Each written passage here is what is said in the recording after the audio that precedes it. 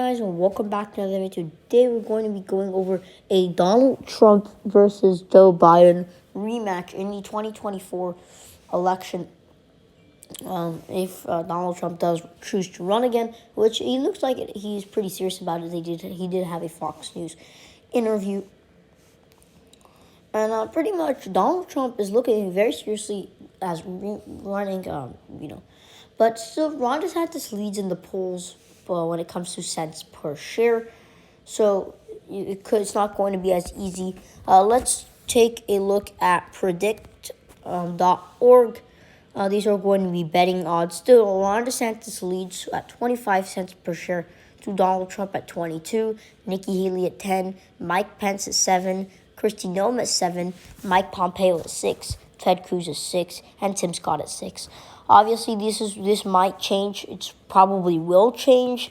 I don't know exactly how it's going to change, but in the future, as more people campaign in multiple states in 2023, and around that area, the Iowa caucus and a lot of other stuff, we're going to see betting odds. Right now, the betting odds are not really going to determine who wins. Just because Ron DeSantis leads, there's not much information about that. Just because, it's really too early for the 2024 election, and I'm just trying to inform you that, it's probably not going to be,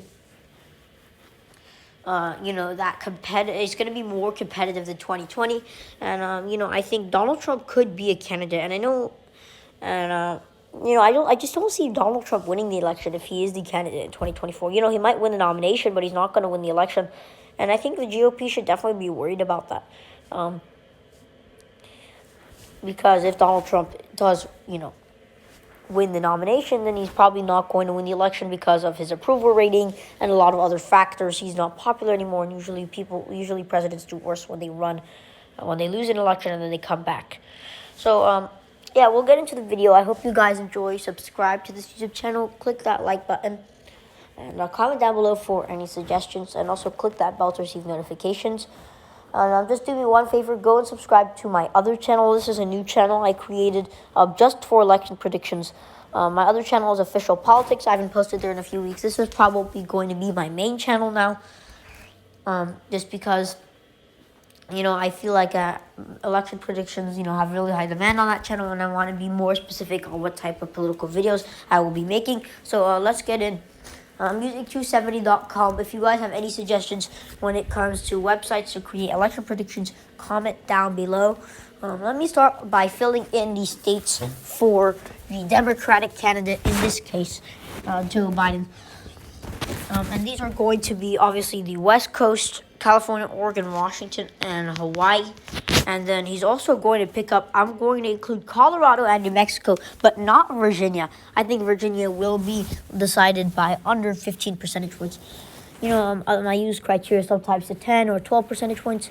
But because I'm going to use 10 to 12 percentage points criteria that is around 10 to 12 percentage points, I'm going to give Virginia to Joe Biden as a safe margin, as well as Illinois, New York, and this northeastern region.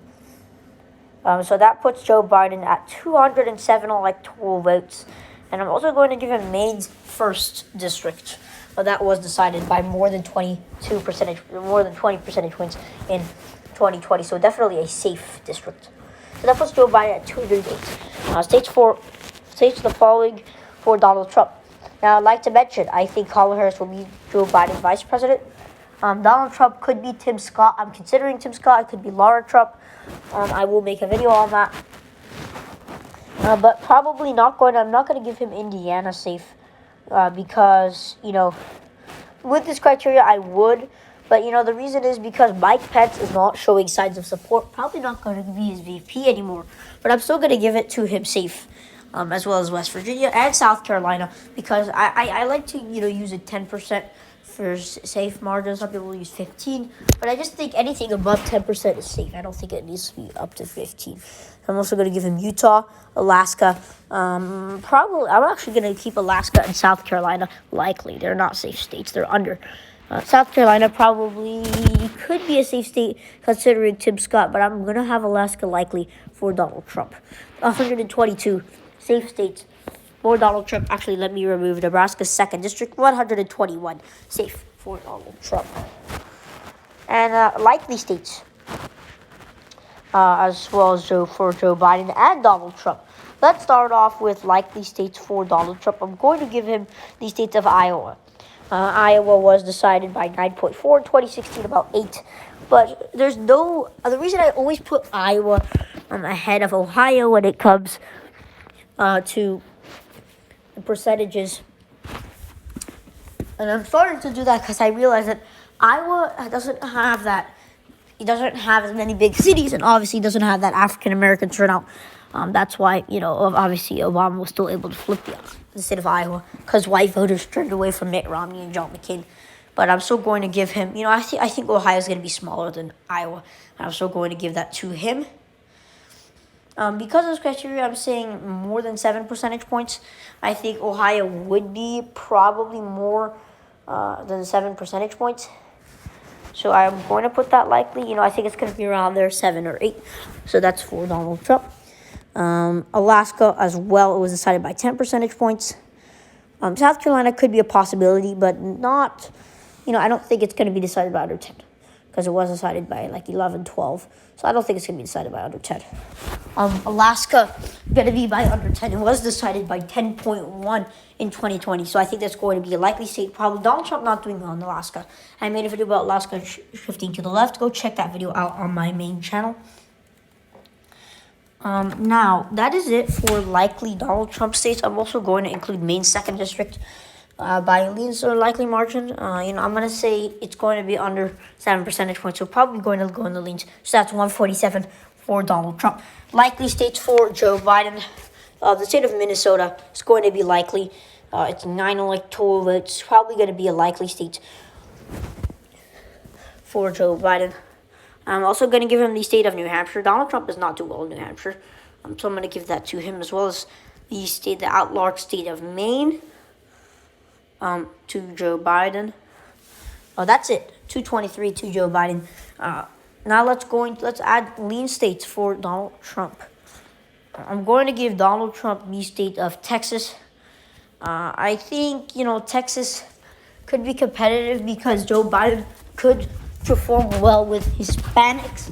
So that could change, Texas blue. But I'm actually having second thoughts about Texas being a lean state. I think it would be better off to put it in the tilt area for the Republicans. I just think they have an advantage. I think they're going to win the state by 2 percentage points. So, around there. So, yeah, tilt margin of victory in Texas. As well as the state of Florida. I think this could actually be a lean margin. Florida being decided by more than Texas is not something we've ever come close to. But it's going to happen soon. It was decided, Florida was only 2 points further to the left than Texas, which is not a usual thing. But during, back in 2004, it was 18 points further to the left than Texas.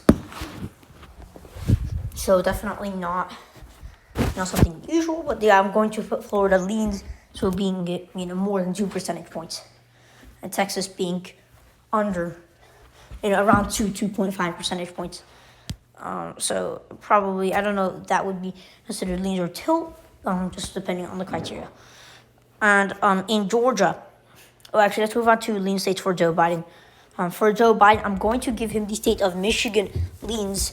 Definitely a state that is not the most solid for Joe Biden, but he won it by 3 percentage points, which is pretty surprising. He did well in that state. It was further to the left than Pennsylvania, than Wisconsin. I'm sorry, I should not have characterized Indiana safe. But in general, Michigan tends to lean to the left of them. So I'm going to give that to Joe Biden by more than 2 percentage points in Michigan. As well as I'm going to give him the state of Pennsylvania.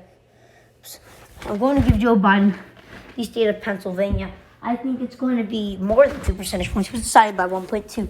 Just because Donald Trump was not able to win over suburban voters near Philadelphia. Pat Toomey won his re-election.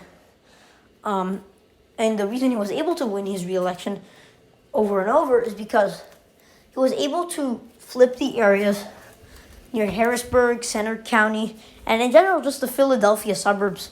He maybe only won these by 2%, 3%. Donald Trump lost them. Erie is another one. A lot of these suburbs turned from Trump from 2016. So that's why Donald Trump was not able to win the state again. It shifted 2 points to the left from 2016 margins. So definitely a state that was decided only by 0.6, Pat Toomey won by more than 1%.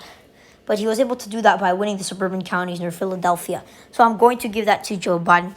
I think Wisconsin could be more competitive. I think Wisconsin could be, a more competitive state. Now, I'm sort of having second thoughts about Wisconsin being a leans Biden state. I've seen many people characterize that as a more than 2% Biden state, but I don't think that's really going to be something. I think it's shifting to the right. I think Wisconsin could be probably the most competitive state in the Rust Belt. When I say Rust Belt, I'm referring to specifically Wisconsin, Michigan, and Pennsylvania, because it's just in general more Republican than those states, decided by 0.6. So in a way, it's shifting to the right, but then in another way, Donald Trump is not going to perform well there because he lost amongst white voters. He lost amongst these voters in Wisconsin. Wisconsin is not one of the most diverse states. It has a pretty significant white population. And because of that, I'm going to give it to Joe Biden. I'm going to give him the state of Wisconsin, but it's going to be under 2 percentage points. Definitely not more than 2 percentage points. So I'm going to give that to Joe Biden. I'm also going to give him the state of Nevada. The margins in Nevada just don't change. So that puts Joe Biden 273. Even though Donald Trump performed with Hispanics, it was still a 2.4% round of victory. Just because he lost white voters, but he gained over Hispanics, it's sort of evened out. And Joe Biden was able to win the election because Donald Trump lost the white voters, which make up 70% of the electorate. But the electorate, and he did well amongst Hispanics and minorities, which was only like at the 20% of the electorate, 30% of the electorate. So, it was sort of benefited Joe Biden. So I'm going to give that to him. That puts Joe Biden at 274. He wins the election, becoming re-elected president, defeating former President Donald Trump in his re-election bid to win in 2024. And so Joe Biden and Kamala Harris re-elected in the 2024 election. That is my prediction. Let's move on to a few others. Arizona. Joe Biden was able to do well in Arizona. And I'm not going to give it to Donald Trump at all. I'm going to give it to Joe Biden by a lean margin, as well as the state of Georgia. African American turnout, probably going to give that to him. Sorry. I'm going to, main second just out, I'm going to give it to Donald Trump. Barely. Hold on, this is not correct. There we go. And I'm also going to give Joe Biden the state of North Carolina. And I'm going to give him main second district by likely margin. North Carolina, I'm going to give it to Joe Biden. Not more than 2 percentage points. But the reason I'm going to give it to Joe Biden is because, like I said, African American turnout is just going to vote for him in larger numbers. I think he could go blue the first time since 2008. It tends to be a red state, but it's been shifting to the left because of minorities. So there it is, 318 to 220. It is a 2020 electoral map. Just North Carolina went blue for Joe Biden. So anyways, guys, I hope you guys enjoyed this video. Subscribe, and I will see you guys in the next video. Peace out.